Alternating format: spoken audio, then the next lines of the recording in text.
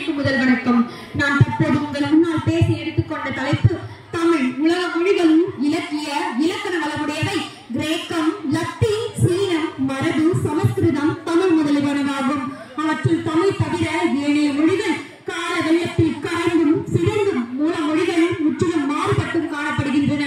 ஆனால் நம் தமிழ் மொழி ஒன்று மட்டுமே 10,000 ஆண்டுகளுக்கு முன்பே பேசப்பட்டு வந்தது. இன்றும் பேசப்படுகின்றது, நாளையும் பேசப்படும். இத்தன்மை நம் தமிழ் மொழிக்கு மட்டுமே அமைந்த தனி பண்பு எனலாம்.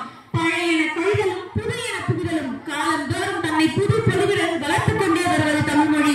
இச்சிறப்பினை அறிந்த பி. சுந்தரம் பிள்ளை அவர்கள் பல்லுயிரும் பல உலகம் படைத்து அழித்து முடக்கினும் ஓர் பரம்பொருள் முன்னிருந்தபடி இருப்பது போல் கவின்மலையாளமும் கவித்தெலுங்கும் கன்னடமும் துன்பமும் உன் உதரத்தை உதித்து எழுந்திட சிதையாகும் பிரியமை திறமை என்று வந்துள்ளன என்று பாராட்டி வருகின்றார்.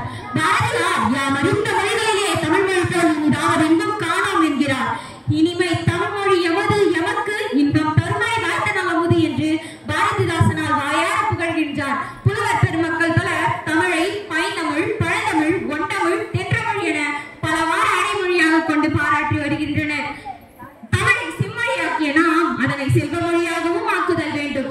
பிற துறை அறிவை எல்லாம் தமிழ் நூல்களால் வடிக்க வேண்டும். அவற்றை நம் சந்ததியினர் படிக்க வேண்டும். அதற்கு துணை புரிய